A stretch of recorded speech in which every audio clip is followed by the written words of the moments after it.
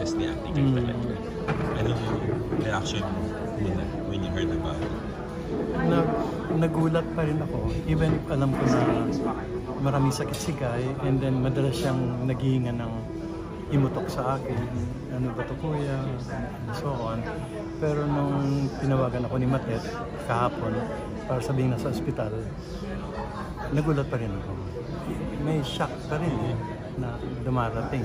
Siguro hindi mo matanggap kaya may shock. So, ang lungkot, malungkot na hindi mo mawari yung feelings mo. Ano yung huling usapan niyo, Sir Ricky? Nung medyo okay pa siya? Marami eh. At one point, yung biopic niya na... Nasusulat mo? Yeah, nung pa to eh, off on eh. And then, latter part last year, and then early this year, pinag-usapan ulit. And then nagkaroon possibility matuloy. Nagkaroon ng konting gusot. So sabi niya, pahinga muna natin, hintay tayo ulit ng tamang panahon. So yun. And then mostly mga text na yung plano. Oh. Sir Ricky, magkwento ka konti about the biopic. Ano yung mga detaling pwede mag-share? Well, ang plano namin kasi napaka-haba ng buhay niya. So, ang plano namin yung one part na muna. Parang siguro trilogy yun. Three parts. So, yung first part mulang pagkabata hanggang andyan na yung tagumpay. Nakatanggap na siya ng award. So-called. So, sa singing contest? A little later pa. Pasok na sa movie. Okay. So, pagdating doon, tigil na muna. Kasi may pang lalakbayin. And then, pumayag siya na parang lahat ito, nagdadaan lang niya as herself, sa edad niya ngayon, as memories niya, para nandun pa rin sa pelikula. And then, magpapa-audition. Kasi yun yung pinag-usapan lagi. Paano yun? Paano sino magiging Nora Honor? Sabi niya, kailangan mausay kumanta, kailangan morena, etc. and so on. So yun. So, part yun ng mga napag-uusapan. Marami kami napag-uusapan eh. Lagi siyang nag-text pag may nararamdaman eh. Na, Sir, umabot na yan sa may plano na magpapa-audition. Tapos meron na bang casting na ba yan? May magdidirect na? Wala pa. Si Joel Lamangan. Itong napagsapan ito muli. Earlier nagpapaiba-iba. But itong huli, nakahuli si Joel. And nakapag-meeting na kami, actually, with Guy. So si Ate Guy is very involved. Yes. Kasi buhay niya eh. And matagal na niyang pangarap to eh. Actually, years and years ago, gusto niyang igawa ko siya, yung biography niya. And panahon pa to ni Melly Nicandro as manager niya. Panahon pa to ng Andrea. Tagal na. Ang tagal na. At tumira ako sa bahay niya noon. Ang dami kong tapes ngayon. Ang interview sa kanya. Na nagkwento siya mula pagkabata hanggang yung panahon ng Andrea. Lahat, kinukwento niya eh. No holds barred yung pagkukwento niya that time. So hindi ito docu Hindi. Nung that time, libro. Biography. Okay. And then, natabi rin yun. Naging busy ako, naging busy siya, and so on. And then eventually, naging biopic na lang. So years ago pa itong biopic na binalak din namin. Kaya nagpaiba-iba pa eh. Yung libro po nagawa niyo? Yung libro? Hindi. May rough draft. Transcription ng interviews and then medyo some sort of an outline. Then natigil din. Ang komplikado ng buhay niya, tanga pa eh. Sabi ko, gano'ng kakapal to? Pupuntahan ko lahat. So naipon. Pero never nawala sa mind niya yun. Lagi niyang nababanggit at napag-uusapan. Ang dami niyang dreams eh. Gusto rin niyang magtayo ng museum. Nora Honor Museum? Yeah. Wow! Nung pa niya yung pinaplano, nung pa niya pinabanggit. Saan to dito or sa Bigford? Sa kung saan man, Quezon City.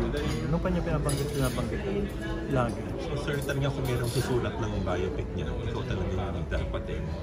So yung kilalakin mo talaga siya mula noong naging patay-tayan kasi ako ni Namaten. Although first film namin at nagkakilala kami sa Himala, 82, naging mas close lang kami ng Andrea. Kasi ako na yung naging patay-tatay ng mga anak niya eh. Pag nag-abroad siya, bigla siyang mag-iwan sa akin ng Mga anak? briefcase. Hindi.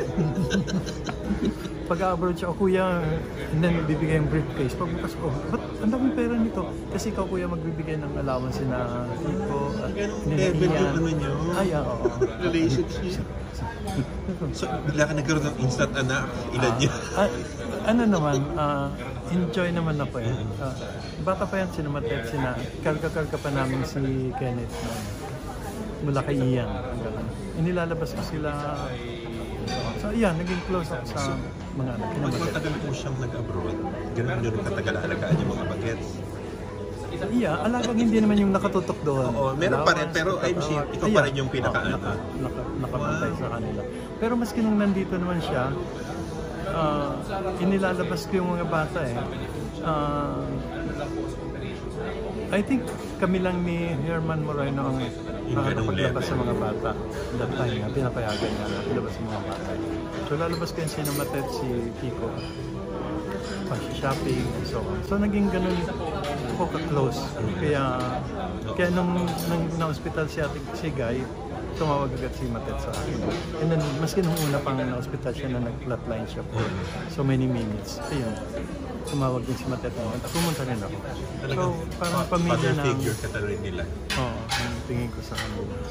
Pero until she died, gusto pa rin niyang gumawa ng mga projects. May mga ilang projects siyang pinag-uusapan. Di ba, kanina kay Adolf, kay Ronald Carvalho, nakipag-usap siya tungkol sa isang possible project, yung sa amin. At may isa pa siyang project na gustong gawin pala. Kasi mahilig siyang managinip. Sinusulat niya lagi. Sabi ko, yung notebook mo, gusto niyang gawa kami ng pelikula tungkol sa mga panaginip niya. So hanapin ko ngayon yung notebook niya. Kasi gawa siya ng gawa doon na gagawin namin basis. Nabigay niya sa yung notebook? Hindi pa. Kasi nga nagsusulat pa siya na nagsusulat. Hanapin ko. So yun. Itutuloy mo yan, sir? Tingnan ko, oo. Ay, well, panaginip ni Guy yun eh. At least importante siya kung ano man ang kalabasan nun eh. So, ayun, may ganun din. Last na lang, nung naging national artist siya, ano sinabi niya sa inyo? Paano niya sinare? Masaya naman siya eh. Nagpaayos pa siya ng buhok, sukat pa ng damit and everything. Except nagkasakit, hindi nakarating nung sa Malacanang. Kaya later lang siya pumunta. Pero very excited siya natanggapin. I think because sobra man siyang humble and mayayain, I think matalinong tao si Guy eh. Instinctively matalino siya. Hindi siya yung ma-workshop. Instinctive actress. Yeah. Pero matalino siya eh. Alam naman niya yung worth nung appreciation na binibigay sa kanya eh. And alam niya yung kahulugan nun na magagawa para sa kanya at para sa mga fans niya. So, masaya naman siya that time eh. Huli na lang, sir, huling mensahe mo sa mga nagmamahal kay Ate Guy, sa lahat ng mga sumusuporta. Ayun, para sa ating lahat ng mga nagmamahal kay Guy noon hanggang ngayon at tuloy-tuloy na magmamahal sa kanya, hindi naman dito nagtatapos lahat eh. Andyan pa rin siya eh. Andyan yung legacy niya, andyan yung mga ginawa niya, andyan yung kabutihan niya, andyan yung naging buhay niya. So, I think nagbago lang ng level ng relationship tayo sa kanya, pero nandiyan pa siya. Never naman siyang mawawala eh. Kaya malungkot man, napakalungkot man ng okasyong ito, ng pangyayaring ito, let's take heart sa thinking na she led a more than worthy life. She gave much more than what she could give. Ilang buhay ang ganong ka-blessed. So, we should be thankful also for that. Thank you, sir.